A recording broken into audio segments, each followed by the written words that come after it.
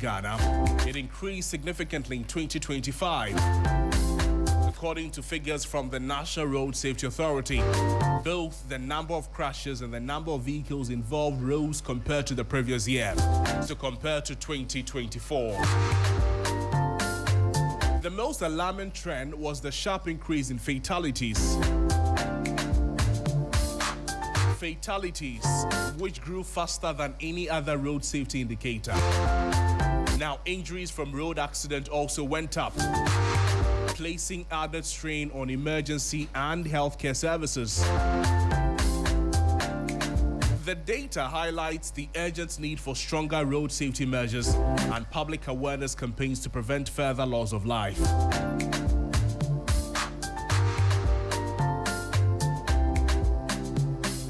So we'll be talking about numbers, but we're talking about something all of us use every day. We're talking about the road we take to work, the road our children cross to school, the road we assume that we will return on. In 2025, the road became more dangerous. Although we're talking about numbers, you should note that these numbers are not abstract. These numbers represent families. They represent souls of brothers and sisters. Join us on Facebook right now and then you see these numbers and how disturbing they are. But we'll try very much to put it in very simple terms for you. Now, in 2024, we recorded 13,489 road crashes. 13,489. And then in 2025, that number climbed to 14,743. So the first question will be, what accounted for the rise? It means that more than 1,200 additional crashes occurred in 1 year. 1,200 additional crashes. And it also means that more cars smashed. More lives were disrupted because people got injured. And then more lives were lost because people died. So another question we want to ask is that why are our roads getting busier but our roads are not getting safer?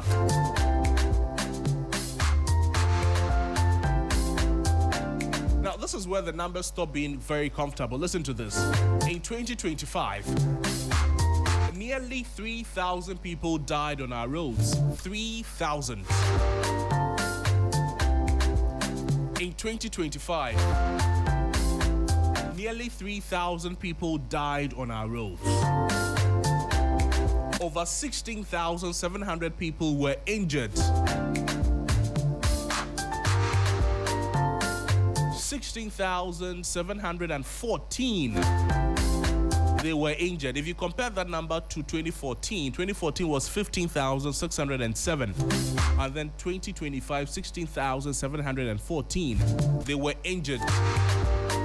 Arms cut, legs cut. Various injuries. They had to undergo surgery. Skulls cracked, fractures. 7.1% increase from the number in 2024. For pedestrian knockdowns in 2025, 2,561. 2,000 pedestrians were knocked down in 2025. Join us on Facebook right now when you see the numbers I'm talking about. In 2024, that number was 2,394. And then we saw a whopping 7% increase.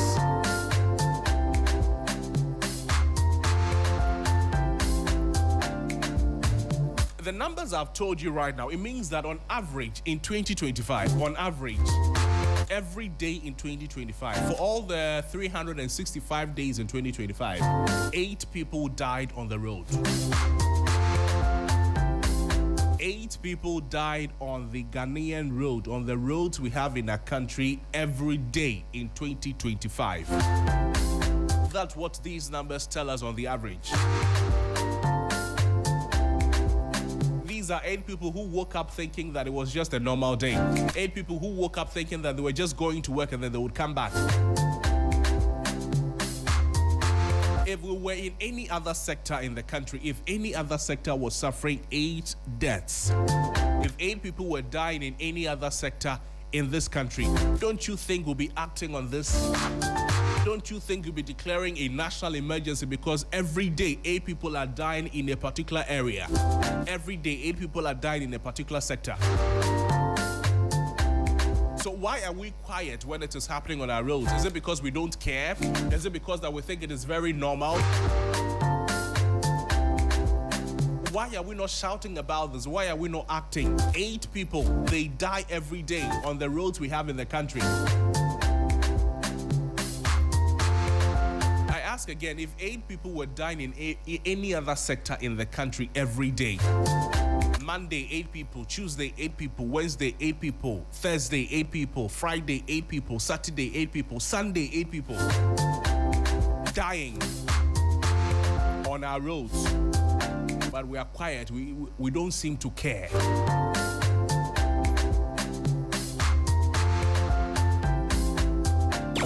3FM Sunrise. The conversation is urgent and it is long overdue. So when you strip away the chart and the percentages, the truth remains that road crashes are not accidents anymore. If you're looking at the number of drivers, the number of commercial vehicles, private vehicles, and motorcycles involved in these crashes,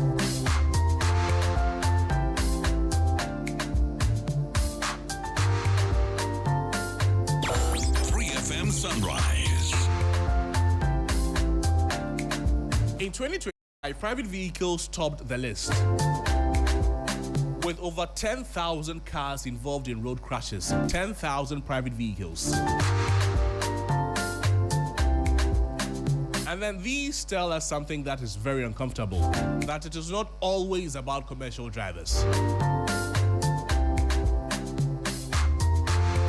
It is not always about commercial drivers. 10,000 private vehicles were involved in road crashes. It is about how all of us, how we drive on the road. And then next are the commercial vehicles. We're talking about the trotros, the taxis, the buses. 8,300 of them were involved in crashes. And these trotros, they are vehicles that carry workers, they carry students, they carry traders, they carry your brothers and your sisters to work and from work. They carry the entire nation, they carry livelihoods. And then if 8,000 of them are involved in crashes, it's a worry. And then there are motorcycles as well. 6,548 of them. All in last year alone. 6,548 crashes last year.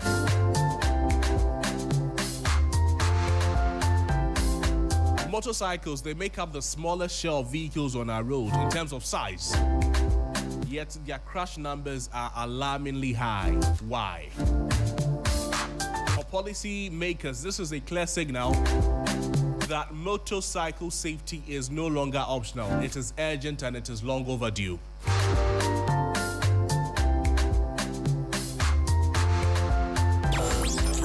Sunrise. Let's look at the regional breakdown. Join us on Facebook again. And these are statistics from 2025, regional distribution. And for the past couple of years, Greater Accra region is always leading. Ashanti region is always second. Eastern region is always third. Why? Is it because we have a lot of cars in these areas? But we have better roads too compared to those in the rural areas. So why is it happening? Is it because the drivers we have in these areas do not care, do not know how to drive, do not drive properly? Or there are other factors? In the Greater Accra region alone, for the whole of last year, 4,533. And then in the Ashanti region, 4,430. They are in close competition, all in the 4,000 region.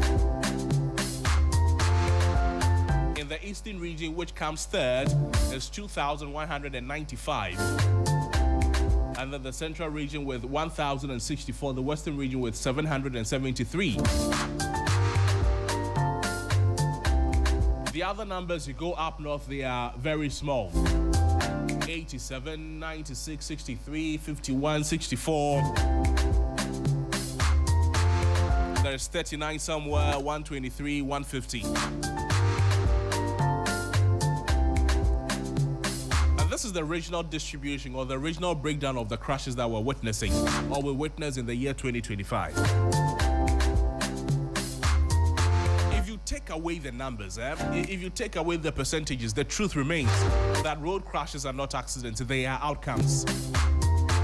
They are outcomes of decisions, outcomes of enforcement, outcomes of what we choose to prioritize as a nation.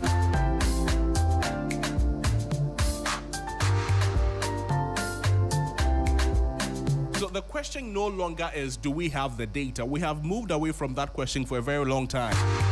The question now is, what are we doing with the data that we have? Because every delay in action shows up in the next year's numbers. In 2026, if we do not act now, we will see the impact of what we did not do in 2026 in 2027. It means a lot more funerals, a lot more accidents, a lot more injuries. Don't you think we deserve safer roads in Ghana?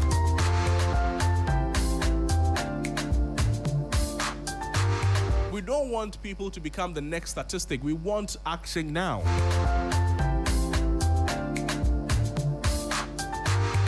Superintendent Alexander Kweku-Obeng is Director of Education, Research and Training at the Motor Transport and Vehicle Traffic Directorate, MTTD.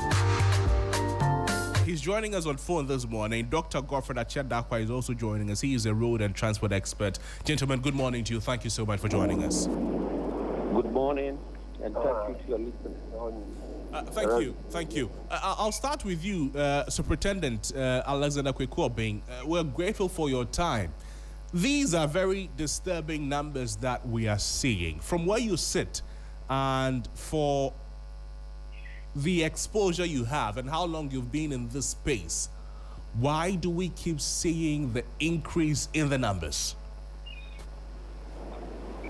Because unfortunately, I can't hear it. Your line is very good.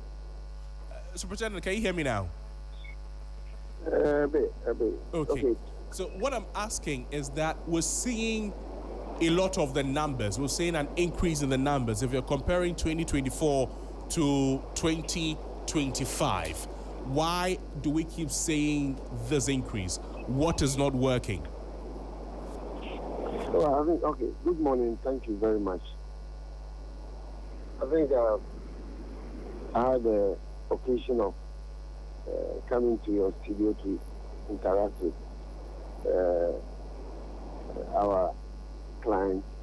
Another is vehicle owners, drivers, vehicle occupants or passengers and pedestrians regarding the carrying road safety situation.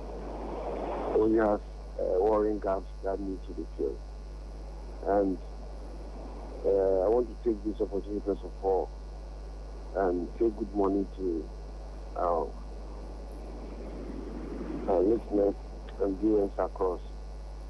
And to say that if you see what is going on and read,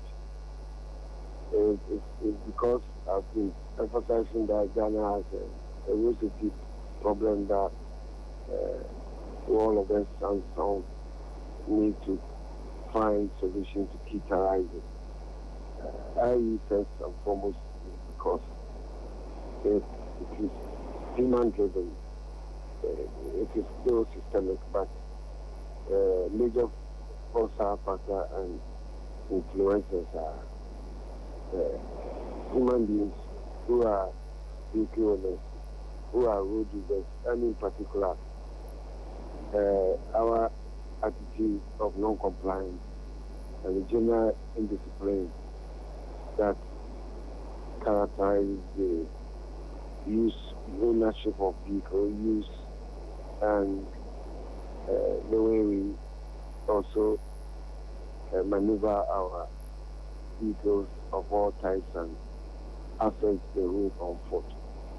And the reason why we are aware the state is coming up with certain interventions that will target safer roads and safer use of roads and safer vehicles, and in particular, regarding where I'm coming from, interventions that will ensure that we don't only continue with the traditional way of road traffic enforcement, but to generally invest in automating our capacity in terms of leveraging on or drilling down on the way people are engaging excessive speeding and then violation of red light, and in addition, other offenses that is coming up with PDA or police personal digital assistance devices to enhance our traditional enforcement capacity so that for our 37 offenses, police officers standing can gather evidence on it and interface with our automated back office and for the offender to be forthcoming in real time. This combined with automated traffic enforcement systems that we have built will also go a very long way to increase in motorists' high sense of detection, apprehension, and sanctions, which will go a very long way to increase compliance. So, which is the best practice. Superintendent, so in a few words, what do you think we need to do, briefly? Please speak up a bit. What I'm asking is what we need to do. From where you said, what do you think we need to do? What do you think we need to do? Yes. Yes, I think road safety requires very intensive investment, and therefore I would rather commend the state for, first of all, investing in safer roads and roadsides. Level of investment that are ongoing and which we see around, and also for police, so far as we're concerned, in the coming days, we are rolling out our automated enforcement system to, as it were, show our presence on the road day and night, in all the weather, because our systems are easy to. Some of it, you don't require police presence, but the cameras are there. Those that require police will not walk alone, will not come on the road empty-handed. But, Superintendent, are these things we were not doing before? Are these things we didn't have before? Yes, I think obviously these things we were not doing before because our roads are not safe, and I'm not surprised heavy investment are going on. We only have safer road and roadside.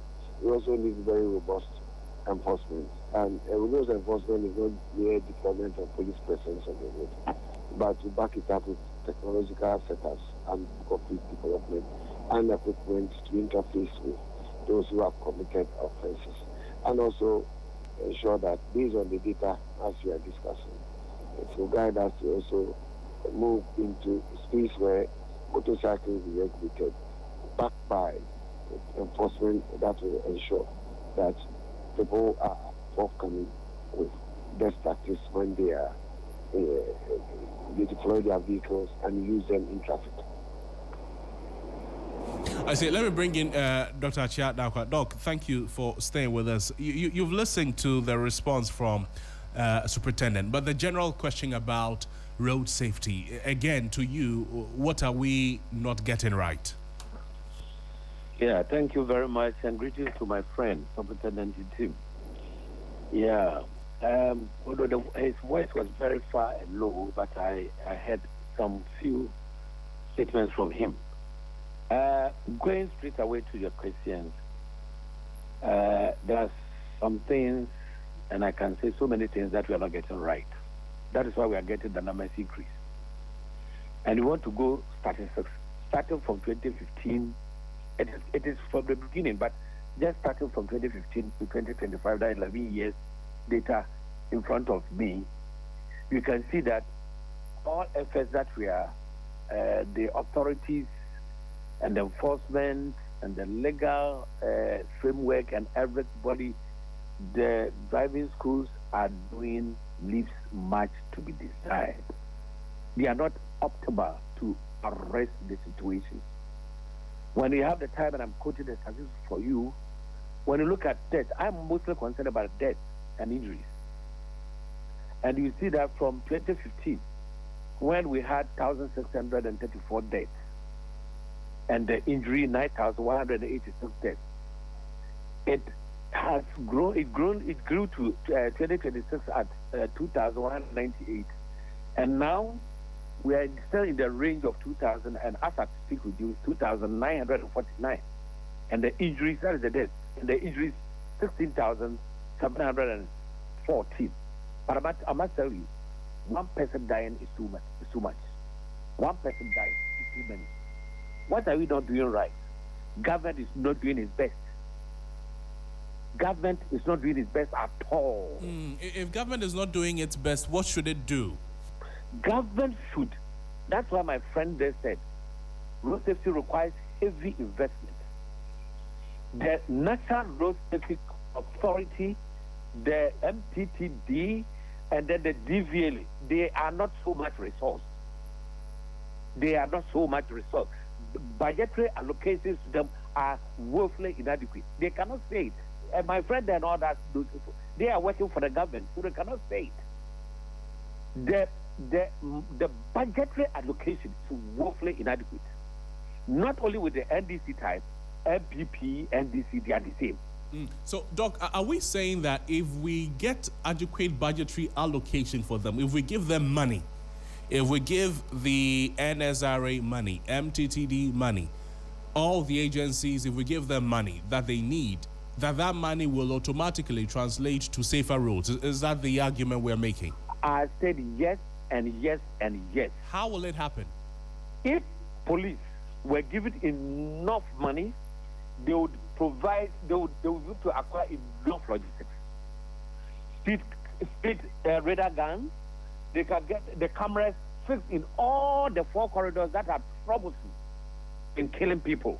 I mean, Ashanti Corridor, Eastern Corridor, Greater Accra, and then Central Region, Accra, Takrady. They will get enough cameras, enough electronics that will help the police. The police may not move anywhere. They can sit in their office with this efficient and effective cameras installed in these 4 corridors alone. You leave the others. The others, they're able to manage better. The occurrences at those areas are not too much. But if they get well electronized, where we have the electrical system, the police can sit in the office and arrest somebody somewhere who is doing the overspeeding, who is doing the overloading, who is doing all the things that are against the law is against. Then that's why the road can resolve the problem. Because the one thing that I have loved is the rain, the rain registration that is coming on, or that has started. What is going to happen is that we are going to trace the people, the vehicle owners, or the vehicles to their owners. So when the camera and the policeman is at the head of it, the MPT head of it, alone, with heavy electronics and cameras, they can arrest somebody in Mankasim. They can arrest somebody in Busu Junction. They can arrest somebody in Kaswa. They can arrest somebody in Adabraka, Kanesu Road, such that they can get them to arrest and then cause the arrest. And at times, in some advanced countries, you know what they do? They are using helicopters that are so modern. The moment they are flying all over the corridors, you know, Ghana, we have the 4 corridors that are causing these huge problems. Greater Accra, Ashanti, Eastern, and then the Central Region Road. Let's get about 2 helicopters for each corridor. By the police, the FTTD, very good helicopters, modern. And then let them fly on this road 24/7. Fuel them. Put knowledgeable men on it. you will see that when a vehicle is overspeeding, a radio message can be released from the helicopter to tell that vehicle that is overspeeding that you are overspeeding. Park, we have arrested you. And all the nearby vehicles will hear that. We arrest them. Look, all that is going on there, we are talking about killing. Vehicle will not kill if it's emotional. It is sitting at one place. But the moment you deploy the vehicle by a Mr. Driver, then the Mr. Driver start to do the undoable things and killing people. I'm telling you, if the government is able to resource the police MPTD, finance the National Road Safety Authority, and then the DVL, linking this data together, it will provide a best solution. And two, they should not govern because he's relaxing and he hasn't got enough money to release to them, or he's not prioritizing them. But I'm telling you, if what I'm saying is done, you will see that at the end of the year, we sit here and be clapping for the MTTD, we'll be clapping for the National Road Safety Authority and the DVLA. Let them collaborate and provide them with the logistics. It will be done. So, let me get Doc. Please stay on the line for me. Superintendent, can you still hear me? Superintendent Obeng, can you hear me? Right. Okay. So the conversation, according to Doc, is that if the MTTD and other agencies are adequately resourced, do you believe that proper funding is what will ultimately solve the problem? All right, thank you very much. And I didn't know one of our advocates and a diehard for road safety was on the other side. Doctor, good morning. What it is that that's exactly what I mentioned, that currently the same system was proposed and generally ratified by UN member countries. That has one aspect, unless relating to safer roads and safer road types, requiring for heavy. Look, Superintendent, I'm losing you. Unfortunately, we'll have to call back Superintendent Alexander Obeng from the MTTD. But Dr. Achia Dakwa is still on the line with me. Doc, let's continue the conversation. We'll get back to Superintendent Obeng shortly. There are those who think that just giving the NSRA money, giving the MTTD money, giving DVLA money, and all the other agencies under the Transport Ministry that should take care of the safety of our roads, if we give them money, it does not automatically mean that we are solving the problem. In disciplining of drivers, how will money solve it? Police officers, MTTD officers taking money from drivers, allowing them to use the road when their vehicles are not in good condition, when they are driving illegally, when they do not have their licenses, they do not have their roadworthy certificates, amongst all of that. How do you solve these human problems with money? If you heard me well, you will have understood that the money that will be given to this governmental agencies, at least the three of them, it would take care of all other things that you are mentioning. If a car is even smoking, which is causing environmental pollution, without even causing accident, the MPTD with helicopters running in this road can arrest that vehicle. So it's a process. Look, the driving schools are so important in this dispensation. So the driving school will be brought as a forward realm, which is from the private sector, to help these three governmental agencies. How would they do it? All the causes of these road crashes all over are caused by human errors. And because they are caused by human errors, the driving schools will also be in the form of advice to have some tickets that drivers, when they are trained, which training, because they are caused by drivers, it is only training that can help train human beings to do better. Therefore, when a driver is trained and the vehicle goes from road, has this road safety put right, They have stickers that we will give. Then we fix the stickers on the mirrors back and front of vehicles. That they are roadworthy. The driver is trained.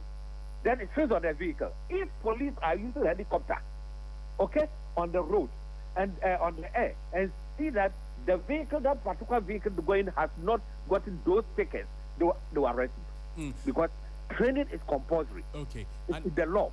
When you do that, you are using electronic devices to solve this problem. Okay. And it needs money. Doc, so if these people are arrested for breaking the laws and Yes. then they are punished, do we have enough punitive measures to deter other drivers from repeating these same things? Do we have enough, enough to serve as punishment that these things will not be happening again? This is a brilliant question. At the time President Kufuor was exiting, NDC was threatening them, and they had to break down the penal measures, the penalty points that were attributable for wrong road safety points was reduced drastically. So it doesn't serve, what we have now doesn't serve as any much primitive measure. So they should go back to the original drawing board and maintain the proper punishment criteria, that any driver found violating would be punished severer. And like any driver who is involved with the accident where somebody has died or people have injured, the license will be taken out from the person for about 5 to 10 years. And this one will be enforced. If this is done, you will see that people will be extra careful. If you are a vehicle owner and you see that your car is rickety and the driver has reported to you that he's receiving or experiencing continuous brake failure, and you, the vehicle owner, you are disregarding that information, when we arrest the driver says that the car owner should be arrested. Because look, if even your employer or your employee is driving a vehicle which is not driving it right, the employer too has to be arrested. When we bring some of these measures into play, people will sit up. But so the judicial must sit up. These fines review their laws to bring it back to as at 2000 thereabouts. So that the full punishment will be meted on the driver and the car owner, and people will sit up. So points, prosecutions, and the fines we're talking about, these are not things that we need money to enforce, do we? If you say that, I'll beg to differ. We're talking about the punitive measure, how sufficient they are. And I said they are woefully insufficient. 2, they need money to do, if police are given helicopters with enough cameras, with road safety and authority, and then DVLA involved, having these helicopters moving up every day on the road, and then having electronic cameras fixing there, linking the plane, linking the police and road safety headquarters, you will see that when the driver is spotted, the driver will be arrested. And when the driver is arrested, what have we done? We have used the funding, the equipment that they purchase, the logistics that they have, the modern logistics, when we solve that. Look, when you look at road safety, they said the number of deaths that is costing to the country and injury is about 1.6% of our GDP. We can reduce it to 0.5% within the first 3 years of doing what I'm telling you. So in this capital, if the government should be serious with that. And look, what it costs about one person dying on road accident, the cost of it, one day when you call us, we do those analysis, it's very expensive. One person dying. And we're talking about 2,009 people dying and about 14,000, the injured people, 16,704 this 2025 alone. It's a huge loss to the economy. Huge loss. And unfortunately, do you know what? The youth, they are mostly involved with this crisis. The youth. And mostly, do you know what? The men, between 70 and 72% of the people who die and are injured are people who are the youth. And then they are the people who are building the nation. And they are the people we are killing. So if government is investing huge money for the police activities, then pumping money to the National Road Safety Authority's activities and DVL activities, I tell you, give yourself 3 to 5 years. We will not come and discuss this serious and disparaging statistics. Rather, we'll be clapping for the government. I'm waiting for any government who will take that bold step to do all this that we are talking about, and we will let our people who are dying, the vulnerable, the poor, the needy, who are dying mostly on the road, you stop them from dying this unnecessary dying caused by driving. Doc, what role does commercial transport, I'm talking about the trotros, the buses, the trucks, what role do they play in these statistics? I would even let it be a little down on them. Look, when you look at from 2015, where we had 7,507 private drivers were involved in crashes, and then commercial vehicles there were 7,152. When we come down, we go to 2021, you see that the private vehicles rose astronomically to 11,663, and then the the commercial drivers were far below 9,464. So if we are talking about who are doing this, let's talk about the private drivers. This last year alone, a total number of 10,087 private vehicles were involved in accidents or crashes, and then the commercial vehicles had 8,300. So the private vehicles is far higher in terms of crashes involvement than the commercial vehicles. However, let's come to the commercial vehicles.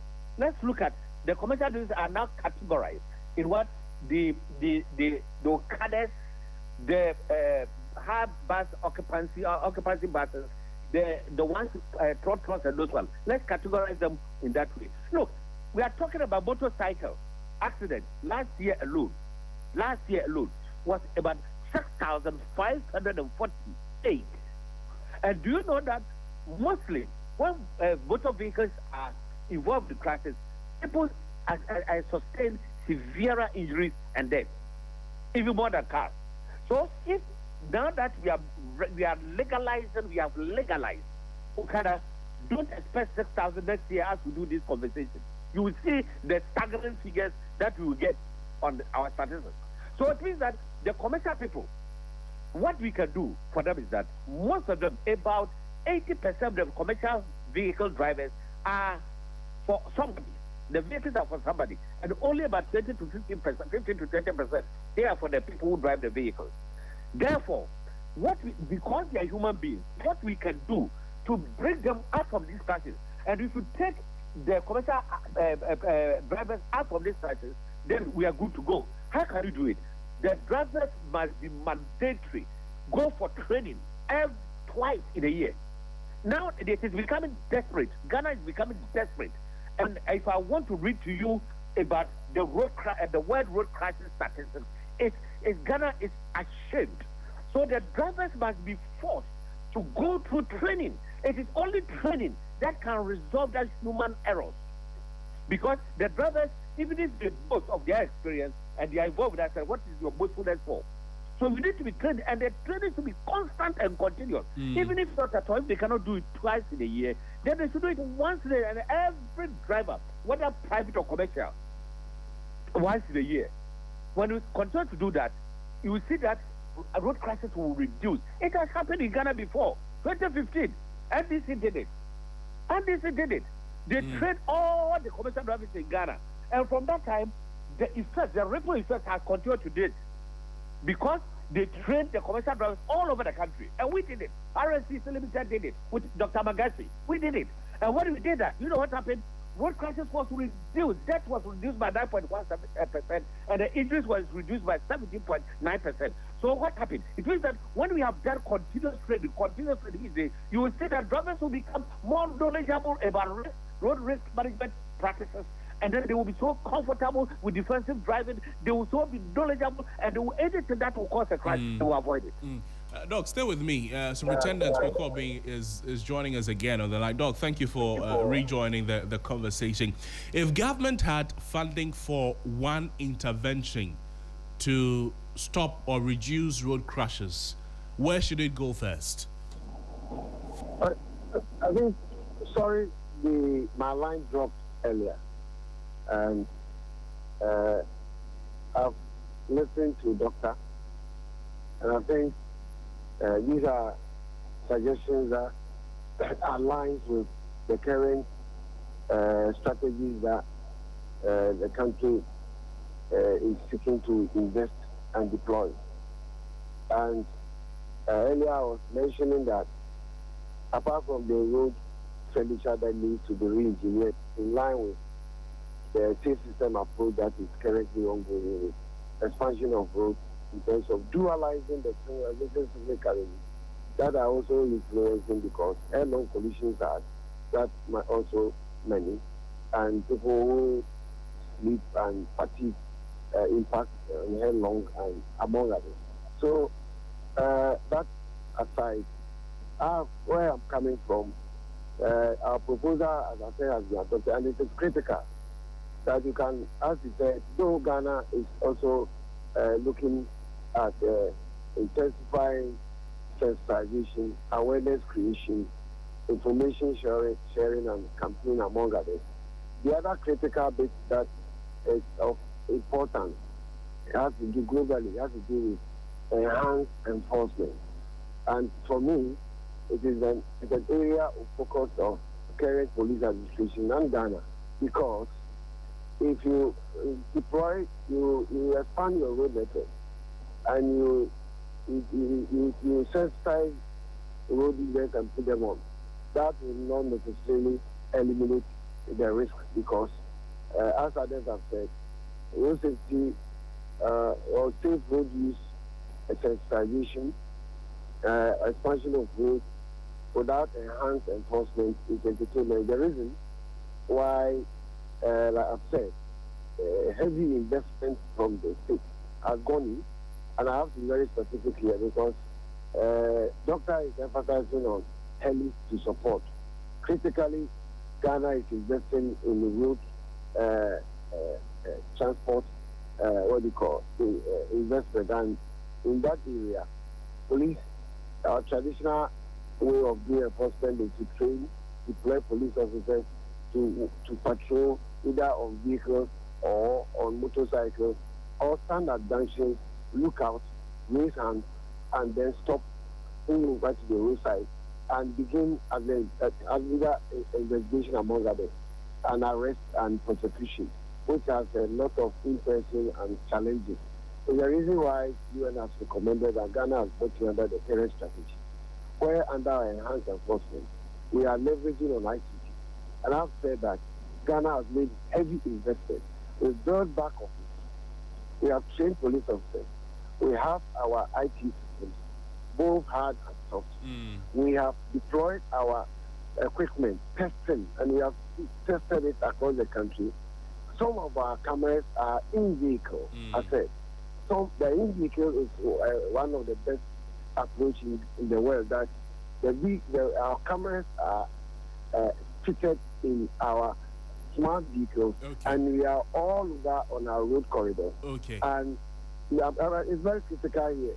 And that also has a subjective sense of apprehension that the backing of the sensitization we are doing with traffickers, when the legislation is ready, I think in the coming days, because whatever system that you propose in road safety space around the world, and you require that people should comply, enforcement and all that, that's what also influence sensitization and then education. You need to, as it were, have a backing, a legislation. And I'm saying that currently, because of the need for this change to ensure that drivers are forthcoming with compliance, a new road traffic regulation 2026 is coming in a matter of days. And when that month comes, it will mandate police to deploy cameras in whatever vehicle that you are talking about, also even suggesting early. But ours is the one we have tested and issued about 120,000 caution notices as we are waiting for the law to officially commence, so that instead of going to court after arrest, you will receive a ticket on your phone. And I've mentioned it under Capital GH. We have issued 120,000. It is working, and when that ticket comes to you, the doctor, You have within 14 days the law that is coming to pay. That is the arrest. If you don't pay, there are systems that will ensure that the owner of the vehicle or the driver who was using the license to drive will be forthcoming. So, that Superintendent, system was put in place, and we need a backing. Okay. And that is the system we need to integrate. Both vehicle ownership, safer vehicle, road use, safer road user, and the road, so that police officers will be everywhere there, because our cameras are there. Even in this system we are deploying, the traditional system, we are even having a paradigm shift. Police will not just come with their hand.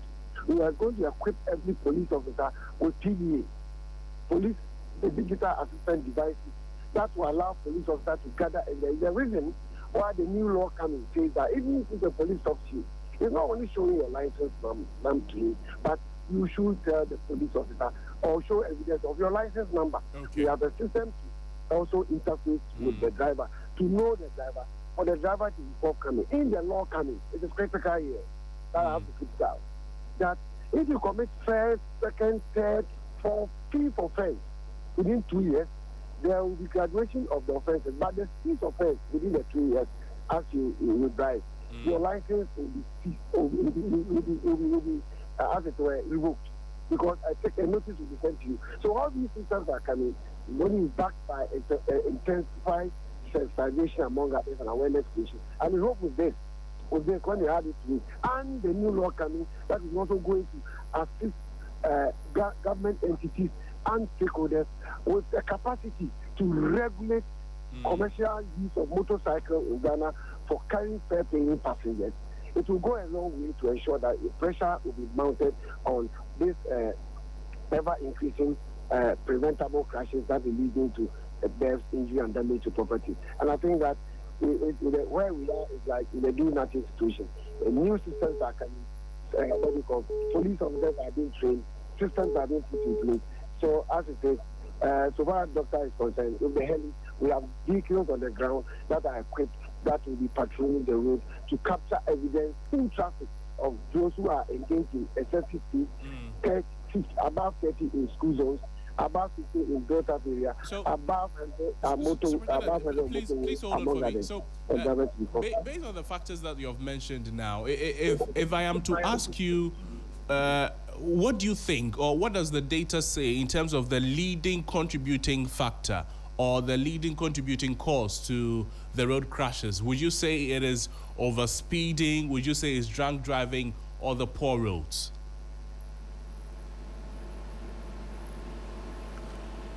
Your call has been put on hold. Superintendent put us on hold there, but we'll try and reconnect with him. Let me take your final words on this, Dr. Chiadankwa. So you've heard from Superintendent, and based on... No, I didn't. Right. So he's also confirming the need for a multifaceted approach to solve this problem. We're talking about money enforcement, a new road traffic regulation 2026 coming in the next few days, he says, and all of that. Going forward, if I'm to ask you what you think is the leading contributing factor, speeding, drunk driving, overloading and all of that, or the poor roads, what would you say is the number one cause from your experience? For the past 20 years, it's speeding. And for the past 20 years, okay, speeding leads the chart. Okay, and that can be solved with cameras, with speed bumps, and with campaigns? Not campaigns. I mean the campaigns. I want to hear campaigns. Talk about training and education.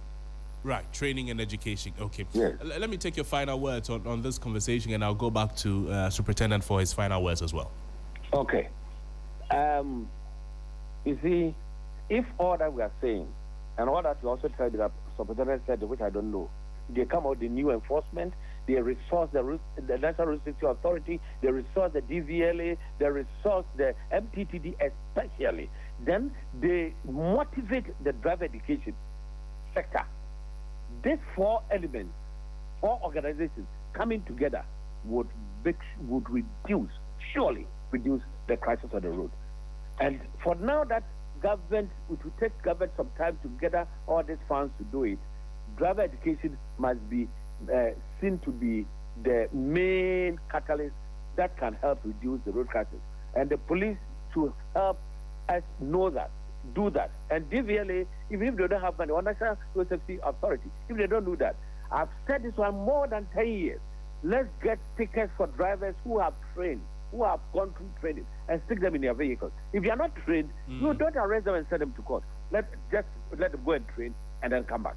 When you do training, people would not be involved in that much hassle. Because excessive speeding, if you understand the physics of speeding and you are taught well, you will not speed. And almost everything, time best, wrongful overtaking, drunk driving, fatigue driving, all those ones, they have the effect of what? Overspeeding. Dr. Dakwa, thank you so much for your time with us on the program. Dr. Godfrey Achad Dakwa is a road and transport expert speaking with us there. Superintendent Alexander Kwekobing is still with me. Superintendent, let me take your final words on the conversation so we can end. Thank you very much. I think the interventions that are being deployed are all disabilities.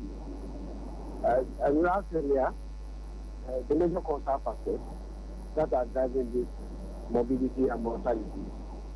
And it's clear that of all the crashes we have, the serious injuries and deaths, about 60 to 62 were as a result of one inappropriate or excessive behavior of the motorists, and therefore it is critical. You also see motorcycle-related or motor use and use-related crashes and associated and all that. Pedestrians also were impacted among others.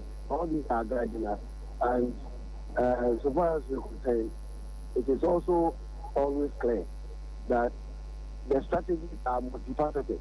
Every country has multifaceted. Sometimes we call it 5E. But it might have a strong economy that will invest in engineering, education, enactment of road laws and enforcement, and emergency medical responses. When you have this list, as we have it under the system approach which we are implementing, of which I've talked about enhanced enforcement in order to ensure that we have safer vehicles and safer road events and all that. And in doing this, it is the reason why police is investing heavily in automated systems to support our traditional way of being enforcement. And I've discussed the reliance on automated cameras. Some will be in our vehicles, some will be on tripod, some will be on at other junctions permanently to check speed and light.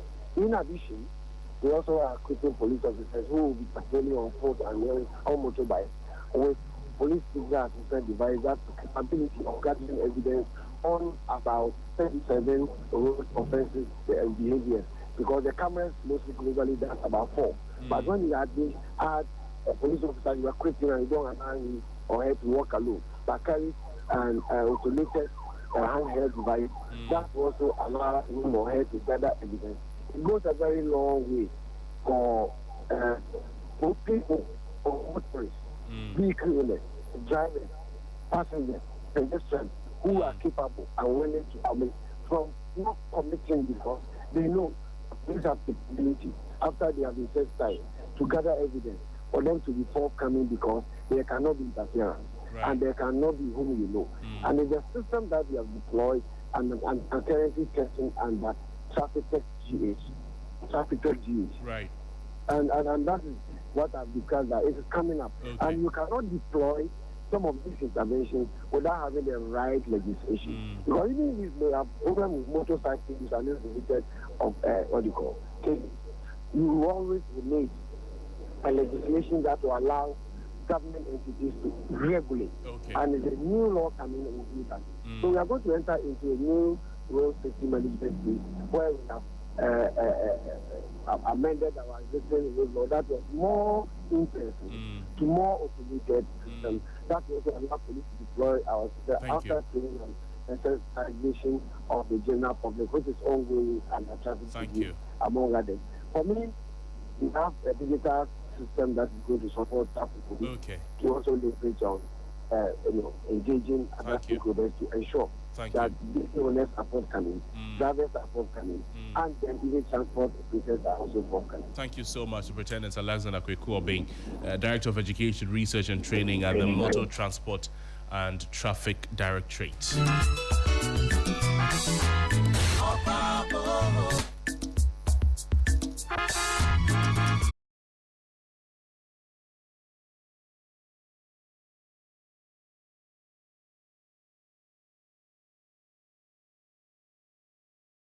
They are no longer just numbers in a report. They are deaths that touch almost every family and community. Every day people have some expecting. Every day people leave home and they're expecting to return home safely. Sometimes they never do. These crashes are not accidents. They are not accidents we must accept. I say that they are outcomes. They can be prevented with better behavior, stronger enforcement, and safer roads. As the traffic increases and then the risk is growing, Ghana as a country cannot afford to wait. Ghana cannot afford to wait or to look the other way. The choices we make today, they will decide whether our roads will remain deadly or whether our roads will be safer for everyone, whether our roads will be safer for you and I. That is something we all have to think about. This is still Sunrise on 3FM 92.7. In a few moments, we're back with another conversation. Don't go away. 3FM Sunrise.